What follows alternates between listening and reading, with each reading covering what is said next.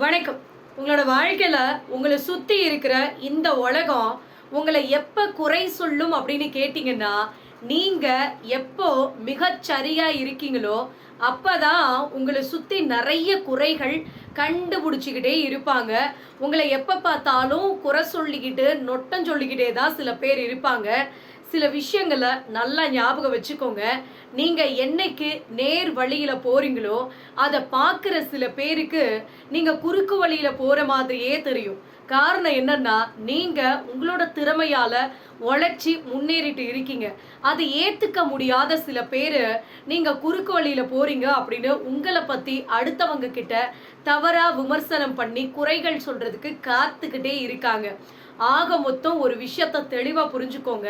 உங்களுடைய காதுகள்ல கவனம் செலுத்தாதீங்க.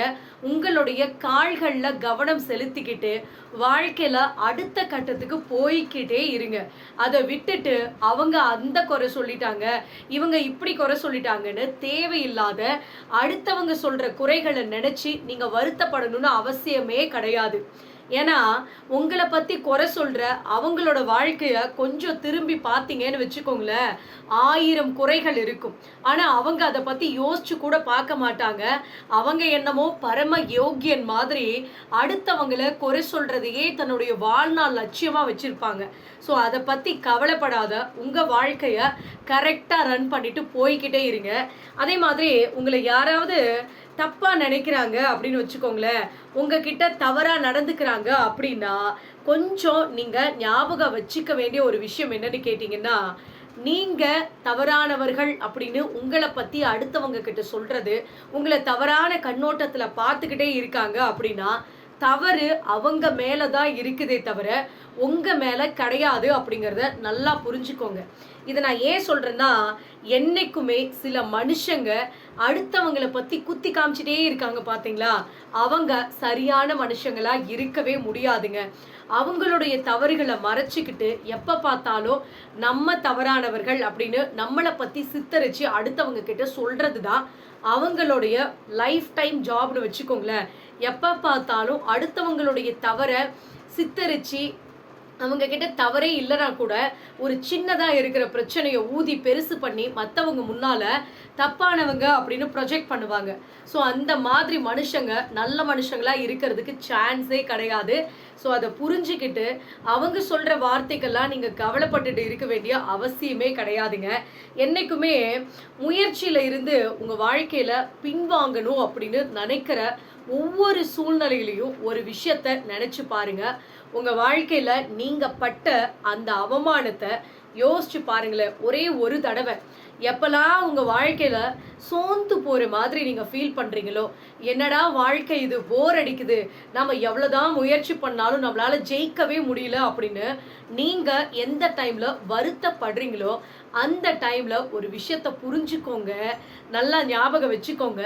நீங்க பட்ட அவமானத்த சின்னதா அப்படி மைண்ட்ல கொண்டு வந்து பார்த்தீங்கன்னு வச்சுக்கோங்களேன், உங்களுக்கு எப்படிதான் அந்த அளவுக்கு தைரியம், தன்னம்பிக்கை, ஒரு உத்வேகம் இதெல்லாம் வந்துச்சுன்னு உங்களுக்கே தெரியாதுங்க. அந்த அளவுக்கு ஒரு பவர் உங்க வாழ்க்கையில வந்துரும்.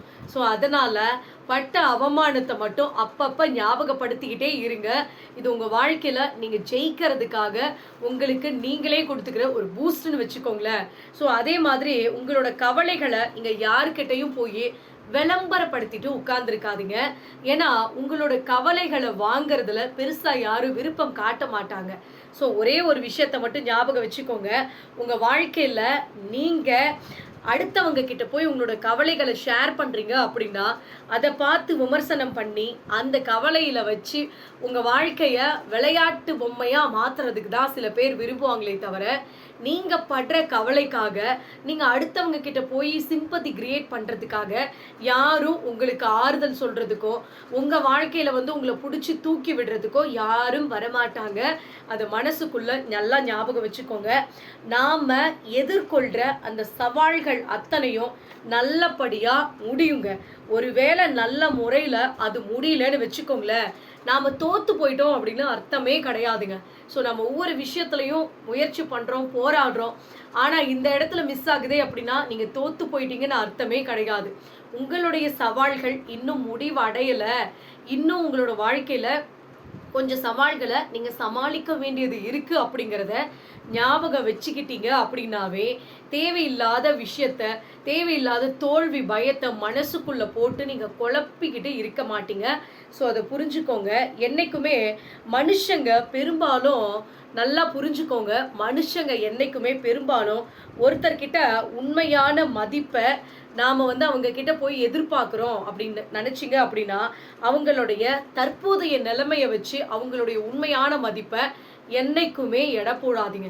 இன்னைக்கு அவன் நல்லா பேர் புகழ் பணத்தோட இருக்கா அப்படின்னு அதை வச்சு மட்டுமே ஒருத்தனை எடை போடாதீங்க. ஏன்னா அடுத்த ஃபியூச்சர்ல வாழ்க்கை எப்படி வேணாலும் மாறலாம். ஸோ இப்போ சாதாரணமாக இருக்கிற சில பேர் ஃப்யூச்சரில் கொடி கட்டி பறக்கிற அளவுக்கு வாழ்கிறதுக்கு வாய்ப்பு இருக்குதுங்க. இன்றைக்கி பெருசாக இருக்கிறவங்க ஃப்யூச்சரில் எப்படி ஆவாங்க அப்படின்னு யாருக்குமே தெரியாது. அதனால் என்றைக்குமே இன்னைக்கு ஒருத்தன் இப்படி இருக்கான் அப்படின்னா அவனை பார்த்து ஏளனப்படுத்துறதோ, ரொம்ப ஓவராக பொங்கி போய் நல்லா வசதியாக இருக்காங்க அப்படின்னா அவங்க கிட்ட போய் தொங்கிட்டு இருக்கிறதோ தயவு செஞ்சு இதெல்லாம் பண்ணாதீங்க.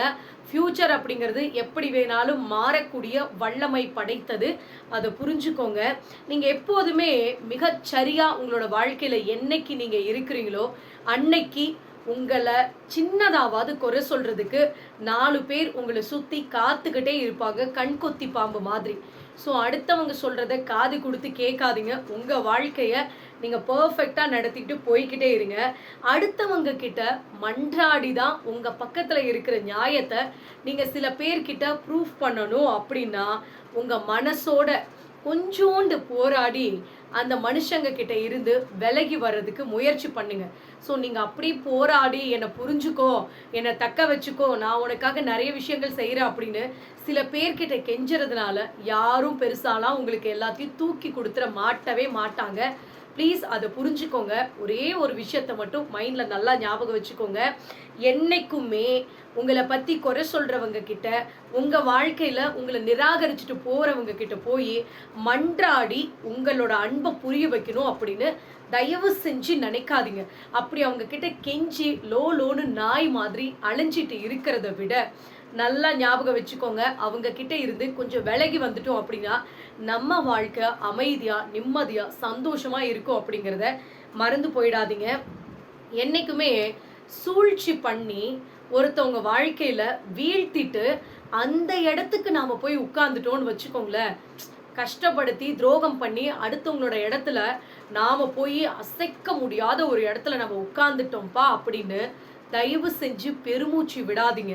ஏன்னா இந்த வாழ்க்கை அப்படிங்கிறது எப்படி வேணாலும் மாறுங்க. இன்னைக்கு சில பேர் அடுத்தவங்களை துரோகம் பண்ணிட்டு அந்த இடத்துல வந்து உட்கார்ந்துருக்கலாம். ஆனா இந்த காலமும் இந்த விதியும் இந்த வாழ்க்கையும் இருக்கு பாத்தீங்களா, நீங்க பண்ணினதை விட பல மடங்கு சிறப்பா சரியான நேரத்துல உங்களை நல்லா வச்சு செஞ்சு விட்டு போயிடும். அதனால புரிஞ்சுக்கோங்க, நீங்க யாருக்கு பயப்படலைனாலும் பரவாயில்ல, மனசாட்சிக்கு பயப்படுங்க, அந்த கடவுளுக்கு பயப்படுங்க. நாம உண்மையா இருந்தோம் அப்படின்னா நம்ம யாருக்கும் பயப்படணும்னு அவசியமே கிடையாது. நாம பொய்யா இருக்கிற பட்சத்துல அவன் நம்மளை கண்டுபிடிச்சிருவானா, இவன் நம்மளை சுதாரிச்சிருவானா அப்படின்னு ஒவ்வொரு விஷயத்துக்கும் நம்ம பயந்து பயந்து வாழணும் அப்படின்னா நாம தப்பு பண்ணியிருக்கோம் அப்படின்னு அர்த்தம். ஸோ தயவு செஞ்சு இதுக்கு மேலே யாருக்கும் பயந்து வாழாதீங்க. உங்கள் மனசாட்சிக்கு பயந்துக்கிட்டு உண்மையாக வாழுங்க. அதுதான் உங்கள் வாழ்க்கையில் நீங்கள் நிம்மதியாக இருக்கிறதுக்கு ஒரே வழிங்க. என்றைக்குமே உங்களுக்காக யாருமே கிடையாது அப்படின்னு நினச்சி வருத்தப்படுறத முதல்ல நிறுத்துங்க. உங்களுக்காக யாருமே இல்லைன்னா என்னைக்குமே நினைக்காதீங்க. உங்களுக்காக உங்களுடைய அன்பையும் பாசத்தையும் பெறுவதற்கு சில பேருக்கு தகுதி கிடையாதுங்க. என்னைக்குமே உங்களுடைய பாதையில உங்களுக்கானவங்க காத்துக்கிட்டு இருக்காங்க. வர்றவங்க வரட்டும், போனவங்க போகட்டும் அப்படின்னு விட்டு தள்ளிட்டு உங்க வாழ்க்கையில அடுத்த கட்டத்துக்கு போய்கிட்டுருங்க. அதை விட்டு தேவையில்லாத விட்டுட்டு போனவங்க, நம்மளை கஷ்டப்படுத்திட்டு போனவங்க, இதையெல்லாம் நினைச்சு நீங்க வருத்தப்படணும் அப்படின்னு அவசியமே கிடையாதுங்க. வாழ்க்கை சில சமயம் நாம விரும்புறத நமக்கு கொடுக்கவே கொடுக்காதுங்க. நம்ம உயிரா நினைச்ச சில விஷயங்களை நம்ம கிட்ட இருந்து அப்படியே பறிச்சு எடுத்துக்கும். அந்த நிமிஷம் இருக்கு பாத்தீங்களா, நம்ம வாழ்க்கையே முடிஞ்சு போச்சு, நாம இதுக்கு மேல எதுக்குமே பிரயோஜனம் இல்லை போல, நம்ம லைஃபே அவ்வளவுதான், டோட்டலா காலி அப்படின்லாம் நீங்க நினைக்கிற அந்த நிமிஷத்துல நல்லா புரிஞ்சுக்கோங்க, வாழ்க்கை நம்ம கிட்ட இருந்து சில விஷயங்களை பறிக்குது அப்படின்னா அதை விட சிறப்பா சில விஷயங்களை நமக்கு கொடுக்க போகுது அப்படின்னு தான் அர்த்தம். நாம் நினச்சிட்டு இருப்போம் நமக்கு இந்த விஷயத்தை அடையிறதுக்கு தகுதி இல்லை போல, நாமலாம் நமக்கு வந்து கை கேட்டுனது வாய் கேட்டல, நம்மலாம் அவ்வளோதான்ப்பா, இதுக்கு மேலே நம்ம எங்கே தலை தூக்க போகிறோம், வாழ்க்கையில் நமக்கெல்லாம் எந்த நல்லதுமே நடக்காது அப்படின்னு சில பேர் சுத்தமாக அப்செட் ஆகிடுவாங்க, நொந்து போய் உட்கார்ந்துருப்பாங்க. அந்த மனுஷங்க ஒரே ஒரு விஷயத்தை ஞாபகம் வச்சுக்கோங்க, நீங்க அந்த விஷயத்துக்கு தகுதியானவங்க கிடையாது அப்படின்னு நீங்க தான் நினைச்சிட்டு இருக்கீங்க. ஆனா இந்த கடவுள் உங்களுக்கு ஒரு பெரிய ட்விஸ்ட் வச்சிருக்காரு. என்னன்னா, நல்லா ஞாபகம் வச்சுக்கோங்க, உங்களுடைய தகுதிக்கு அது சிறந்தது கிடையாது. அதுதான் உண்மை. ஸோ அதை விட சிறப்பாக, பெஸ்ட்டாக, சூப்பராக இந்த காலமும் இந்த வாழ்க்கையும் உங்களுக்கு ஏதோ ஒரு விஷயத்தை கொடுக்கறதுக்கு காத்துக்கிட்டு இருக்கு. அது ரொம்ப சுவாரஸ்யமாக இருக்குங்க. ஸோ வாழ்க்கையில் அடுத்த நிமிஷம் என்ன நடக்கும் அப்படின்னு நம்மளுக்கு தெரிஞ்சிருச்சுன்னு வச்சுக்கோங்களேன், எந்த இன்ட்ரெஸ்ட்டுமே இருக்காது. மண்ணு மாதிரி போகும் வாழ்க்கை. ஒரு சந்தோஷம், ஒரு துக்கம், ஒரு கஷ்டம், ஒரு கவலை, எமோஷன்ஸ் இது எல்லாமே இருந்தால் மட்டும்தான் வாழ்க்கையே ஃபுல்ஃபில் ஆகுங்க. கஷ்டமே இல்லாமல் எப்போ பார்த்தாலும் ஹாப்பியாகவே இருக்கும்னு வச்சுக்கோங்களேன், அது சந்தோஷம் அப்படிங்கிறதே நம்மளால உணரவே முடியாது. வெயிலில் போய் நின்று பார்த்தா தான் நிழலோட அருமை தெரியும்னு சொல்லுவாங்க பார்த்தீங்களா?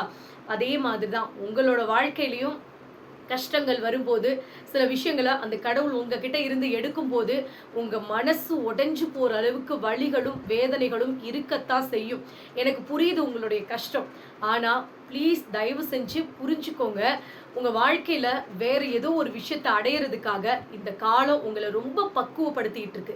ரொம்ப பொறுமையாக வாழ்க்கையில் நிறைய விஷயங்களை தாங்கிக்கிறதுக்காக உங்களை வலிமை படைத்த சில உருவமாக, சில உள்ளங்களாக உங்களை மாற்றிக்கிட்டு இருக்கே தவிர, நீங்கள் மனசு உடைஞ்சு போகணும், வாழ்க்கையில் ஜெயிக்கக்கூடாது அப்படிங்கிறதுக்காக இது எல்லாம் நம்மளை சுற்றி சுற்றி ரவுண்டு கட்டி அடிக்குதே அப்படின்லாம் என்றைக்குமே நினச்சிட்டு உங்களை நீங்களே டீமோட்டிவேட் பண்ணிக்காதீங்க. கண்டிப்பாக சொல்கிறேங்க, உங்கள் வாழ்க்கையில் நிச்சயமாக நீங்கள் ஒரு நாள் உயரத்துக்கு வருவீங்க. அது வரைக்கும் கொஞ்சம் பொறுமையாக இருங்க. உங்களை யாரெல்லாம் ஏளனப்படுத்தினாங்களோ, அவமானப்படுத்தினாங்களோ, இவெல்லாம் லாய்க்கு பட மாட்டான், இவெல்லாம் வேஸ்ட்டு அப்படின்னு உங்கள் யாரெல்லாம் ஒதுக்கி வச்சுட்டு போனாங்களோ, அவங்களே இவனை மாதிரி வாழ்ந்தா வாழணுப்பா அப்படின்னு சொல்கிற அளவுக்கு நீங்கள் வாழ்ந்து காட்டுவீங்க. ஒன்றுமே பண்ணாதீங்க, அதுக்காக கொஞ்சோண்டு உழைக்கணும். சும்மா உட்காந்துக்கிட்டு வெறுமனே வாய் சவடால் அடிச்சுக்கிட்டு இருந்தோம் அப்படின்னா வாழ்க்கையில் எதுவுமே நடக்காதுங்க. ப்ளீஸ் புரிஞ்சுக்கோங்க. நம்ம சும்மா இருக்கிற ஒவ்வொரு நிமிஷமும், ஒவ்வொரு செகண்டும் யோசிச்சு பாருங்க, இந்த காலம் போயிடுச்சு, இந்த நிமிஷம் போயிடுச்சு அப்படின்னா மறுபடியும் வரவே வராதுங்க. ஸோ நீங்கள் தலைகீழ நின்று தண்ணி குடித்தாலும் வராது, போனால் போனது தான். ஸோ இருக்கிற ஒவ்வொரு நிமிஷத்துலையும் நாம் என்ன செய்யலாம் அப்படிங்கிறத யோசிங்க. சில பேர் இருப்பாங்க, சும்மாவே நான் வீட்டில் கொஞ்சம் நேரம் படுத்து தூங்குனாதான் எனக்கு அந்த நாள் ஃபுல்ஃபில் ஆகும், உடம்பு முடியல அப்படின்னா படுத்து தூங்கலாங்க. சும்மாவே நம்ம தூங்கணும் அப்படின்னா அது மிகப்பெரிய சோம்பேறித்தனங்க. தூங்குறதுக்கு அப்படின்னு தான் நைட்டு இருக்குல்ல, பகலில் படுத்து சில பேர் வெட்டியாக படுத்து தூங்கிட்டு இருப்பாங்க. ஸோ அவங்களுக்கெல்லாம் ஒரே ஒரு விஷயம் தான் சொல்கிறேன், உங்கள் வாழ்க்கையில் ஏதாவது ஒரு இலக்குகளை வச்சு ஓடிக்கிட்டு இருங்க. அப்படி இலக்குகளை வச்சு அதை நோக்கி பயணம் பண்ணிங்கன்னா சும்மாலாம் உங்களுக்கு தூக்கமே வராது. கனவு காணுங்கள் அப்படின்னு அப்துல் கலாம் சொன்னார் இல்லை, படுத்து தூக்கத்தில் ஜாலியாக கனவு கண்டுட்டு இருக்கிறது கிடையாதுங்க. உங்களுடைய கனவு உங்களை தூங்க விடாத செய்யணும். அதுக்காக தான் உங்களை கனவு காணுங்கள் அப்படின்னு அப்துல் கலாம் சொன்னார். ஸோ தயவு செஞ்சு அதை புரிஞ்சுக்கோங்க. அதை புரிஞ்சுக்கிட்டு வாழ்க்கையில் மறுபடியும் எழுந்து ஓட ஆரம்பிச்சிருங்க. யார் என்ன சொன்னாலும், உங்கள் வாழ்க்கையில் உங்களை பற்றி யார் என்ன சொன்னாலும் அவனும் ஒரு மனுஷன்தான் அப்படிங்கிறத ஞாபகம் வச்சுக்கோங்க. அவன் சொல்கிறத நினச்சி நீங்கள் கவலைப்படணும் அப்படின்னு அவசியமே கிடையாதுங்க. அவன் மனசில் இருந்து வரக்கூடிய வார்த்தை அதுதானே தவிர, நீங்கள் அவங்க சொல்கிற மாதிரி நீங்கள் கெட்டவங்களா ஆயிடவே முடியாதுங்க. நீங்கள் நினச்சிட்டு இருக்கீங்க, அவங்க அப்படி சொல்லிட்டாங்க அதனால நம்ம கெட்டவங்க, அவங்க அப்படி பேசிட்டாங்க அதனால நம்மளால் ஒன்றுமே பண்ண முடியாதுன்னு நினச்சிட்டு இருக்கீங்க. ஆனால் அவங்க அப்படி சொல்கிறாங்க அப்படின்னா அந்த வார்த்தை உங்களை சார்ந்தது கிடையாது. அது அவனோட லெவலை, அவனோட தகுதியை குறிக்கிறது. ஸோ நீங்கள் அதை விட பெரிய உள்ளம் கொண்டவங்க, வாழ்க்கையில் அவங்கள விட பெருசாக முன்னேற போகிறவங்க. அதை மட்டும் ஞாபகம் வச்சுக்கோங்க. அடுத்தவங்க சொல்கிற வார்த்தைகளை நினச்சி என்றைக்குமே கவலைப்படாதீங்க. ஸோ கண்டிப்பாக சொல்கிறேன், இந்த வீடியோ பதிவு ஒவ்வொன்றுமே உங்கள் வாழ்க்கையில் ஒரு மிகப்பெரிய மாற்றத்தை ஏற்படுத்தும் அப்படின்னு எனக்கு நம்பிக்கை இருக்குது. இதை பற்றி நீங்கள் என்ன நினைக்கிறீங்க அப்படின்னு மறக்காமல் கமெண்ட் பண்ணுங்கள், லைக் பண்ணுங்கள், ஷேர் பண்ணுங்கள், சப்ஸ்கிரைப் பண்ணுங்கள். நன்றி, வணக்கம்.